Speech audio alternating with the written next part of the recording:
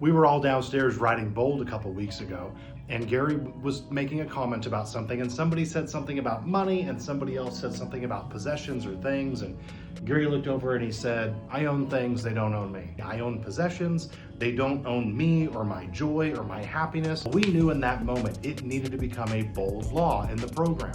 And so then we asked for more context, and he told us a story.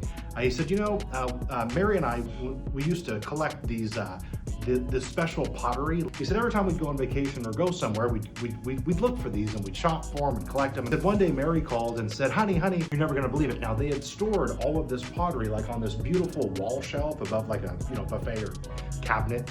She said, you're never gonna believe it. I was dusting behind the cabinet, and the whole thing fell over and all the pottery fell down. And he went, oh my God, are you okay? I was, no, I'm fine. None of it hit me. And then he said, oh, honey, are you okay? More like, how do you feel about all that pottery breaking? It's terrible.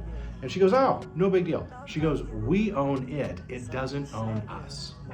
She said the fun that we had collecting it, buying it, looking for it together, those memories we have forever. But that's why I own things, they don't own me became a bold law.